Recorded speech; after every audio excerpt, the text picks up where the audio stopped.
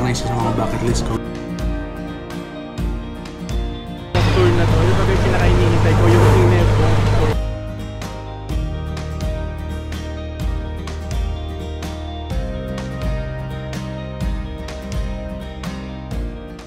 Hey guys, good morning. So ngayon nag-appear kami ng tour sa Klook, yung Narang Kyoto tour. So it's a full day tour and first stop is nandito na kami sa Nara Deer Park, yung merong nagbabaw na deers. So meron kaming 1 hour dito trip.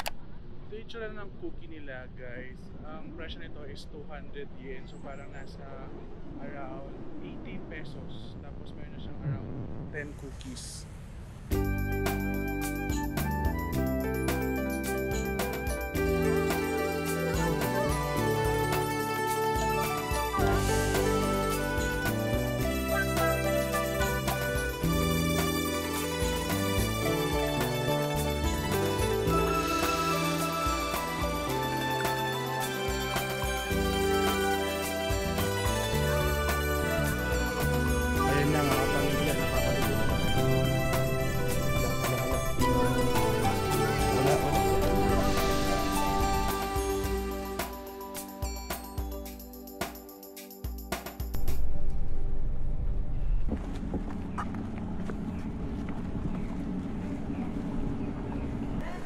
Exactly. Dito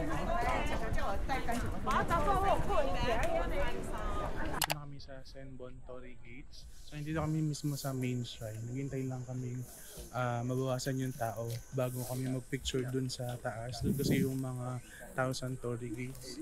And dito sa shrine guys, meron silang parang gods of foxes. So dito sa dalawang shrine, merong dalawang statue ng foxes. Grabe guys, sobrang init dito ngayon, as in legit. Dito kami ngayon sa main shrine, tapos ito na yung mga Senbon Torii Gates. So ito yung buong theme park.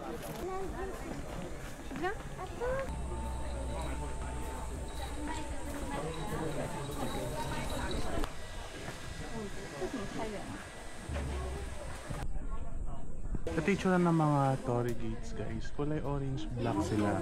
Tapos ito daw mga writings dito sa side is yung mga nag-sponsor nung gates.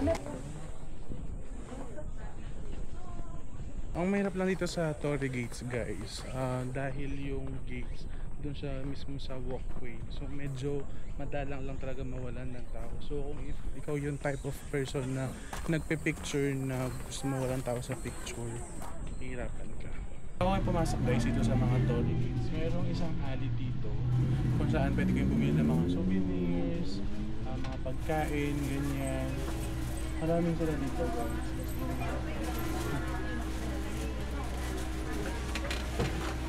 Salo kanita ang pinakatamong kahit Tokyo. Three most popular attractions I want to recommend. The first one is the Tokyo Bridge. It's also called the Moon Crossing Bridge, and it has been a landmark in Arashiyama District for more than 400 years. So ngayon nandito na kami sa final destination namin sa Ashirahaya. Bali, hanap lang muna kami ng restaurants, hindi pa kami nagla-lunch. Tapos puntahan na namin yung Bamboo Forest. So meron kami dito 2.5 hours to explore the area. Hey guys, what's up? So ngayon dito kami sa Kijiro Arashiyama. Ano siya? Japanese restaurant that serves Wagyu beef. So umorder lang kami ng yakiniku. Tayo lang kami dito around 30 minutes tapos punta na kami ng Bamboo Forest. Ito yung set na in-order namin guys. Ito yung yakiniku. Meron siyang egg, side dish, tsaka soup. Naman natin.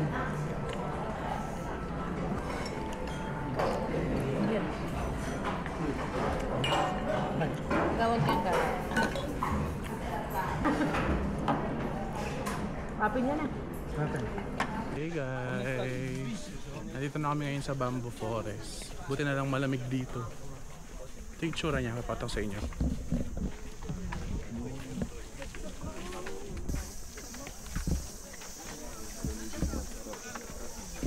Dito sa Ashirahaya guys, para siyang building. So bababa nila kayo dun sa parking lot. Tapos ikaw na bahala mag-explore. Meron siyang tatlong destination. Yung temple, Bamboo Forest, tsaka yung Kimono Forest. Flores. Tapos pwede ka rin dito mag-rent ng authentic kimono. Kasi sa panahon na to guys, sobrang init. Kaya mas better kung magsuot na lang kayo yung mga pang-lounge na damit. Tapos, bago ka pumunta dun sa Bamboo Forest, maglalakad ka ng around 10 to 15 minutes bago ka makarating dun sa mga kainan, sa mga souvenir shops, and dun sa mga sikat na restaurants. So ngayon, pabalik na kami dun sa meeting place namin. Magko-coffee lang kami dun sa Arabica.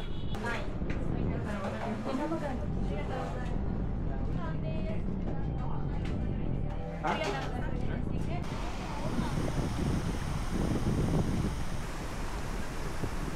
So nandito kami ngayon sa harap ng Arabica. Nag-order lang ako ng Kyoto Latte. Ito siya sa tabi ng mismong river. Tapos pwede kang mag-boat dun sa likod. And pwede kang mag-cross ng bridge. Doon sa tinatawag nilang parang Moon Bridge. So itong Kyoto Latte guys, dito lang talaga siya mabibili sa mismong branch nila dito sa Arabica.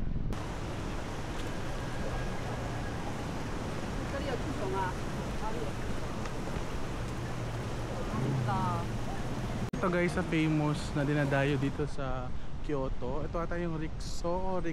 Bubuhatin ka ng mga lalaki. Ayan. Tapos alam ko 2 per ganito yung pwede. Tapos parang ang price na is 8,000 yen.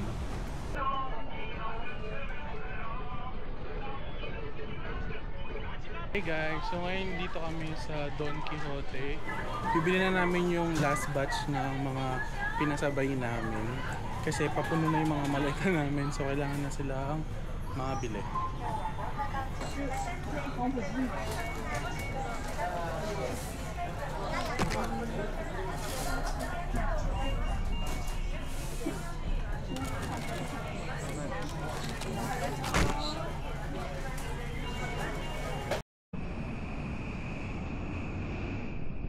Hey guys, what's up? Good morning. Hindi ko kasama si Najin and Jerry kasi nagpapahinga na. Ayun sila dun sa Airbnb namin. So ako itutuloy ko tong tour namin dun sa Kyoto Sea. So pupunta kami dun sa parang hindi masyadong binibisitang lugar sa Kyoto. And very excited ako dun kasi maraming mga ganap dun sa pinunto. So ngayon pumunta na ako dun sa kabilang train station kasi mas malapit yung lakarin compare dito sa Shin Imamiya.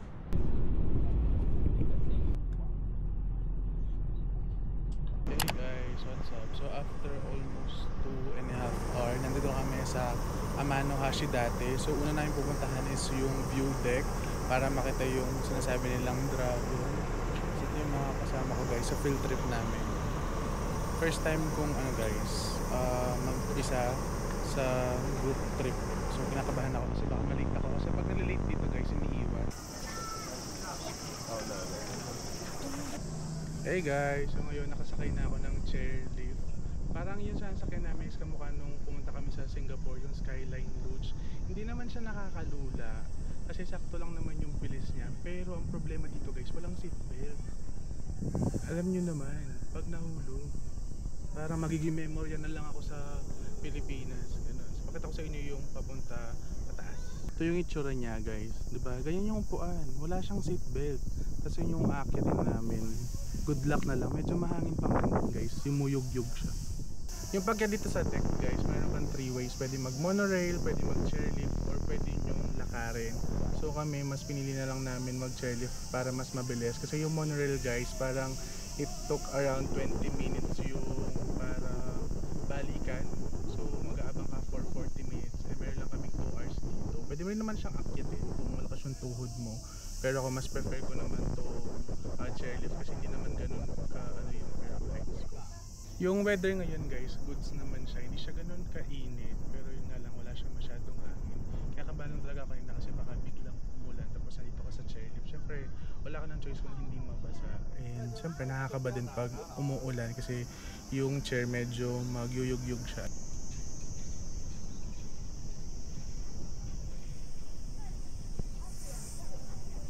Ng viewpoint guys, meron din siya mga amusement park. So meron dyan na aerial bike, tapos meron din Ferris wheel. Tapos yun yung pupuntahan ko, yung pinakamataas na deck. Ito yung sinasabi nila guys na dragon. So kailangan balik rin yung camera para makita daw siya. So balik rin natin.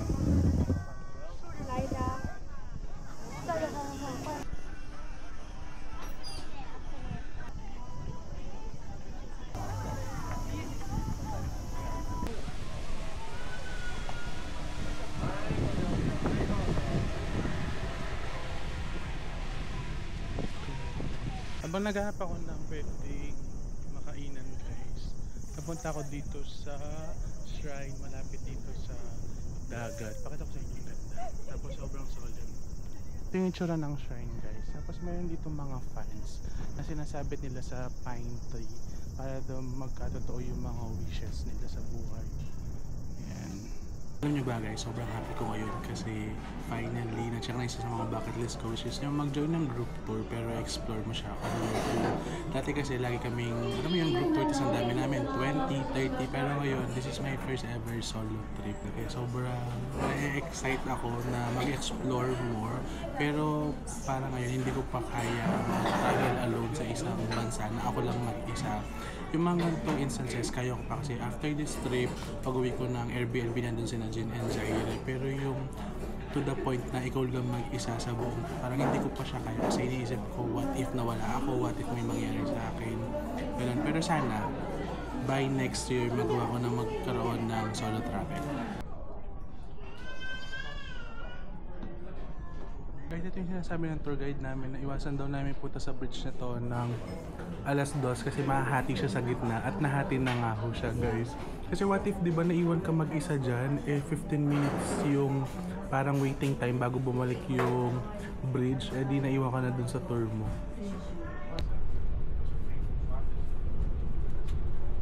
Ngayon nandito na kami sa Ine, this is the northern part of Kyoto. So nasakay kami dito sa isang boat, magpapakain kami ng seagull for 30 minutes. Tapos punta na kami dun sa Ine Village.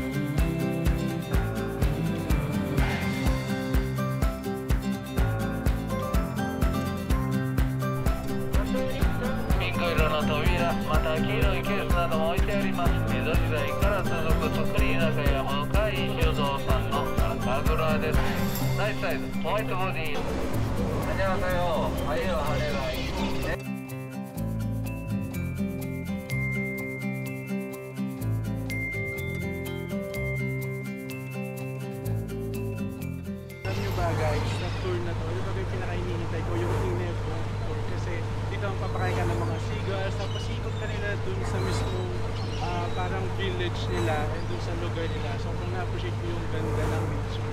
At the same time guys, sobrang saya magpakain ng mga seagulls as in. Tapos kanina naka-encounter pa kami na naghahabulan na seagulls tsaka ng eagles. So yung kinakain nila guys, so uwishin na junk food, yun. Tapos makikita mo sila guys, kasi sila kumuha rin. Ang galing nilang sumunod ng pagkain. Kanina pa ako tumatawa dito guys kasi sobrang gandang-ganda talaga ako sa tour na to.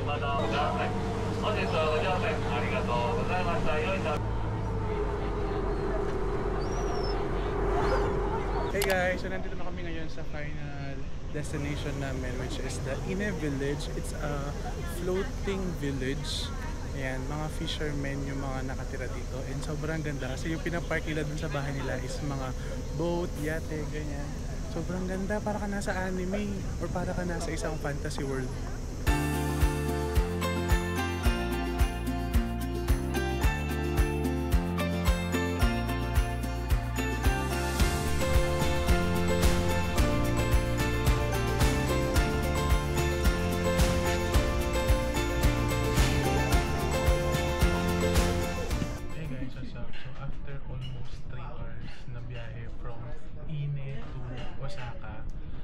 Mag-dinner muna ako dito sa Kokoichibanya which is a curry house. Umorder na ako ng pork cutlet curry with cheese. Tapos after ko mag-dinner, pupuntahan ko na si Jin sa Shinsaibashi. Ito yung tsura ng food na in-order ko guys. Meron na to sa Manila.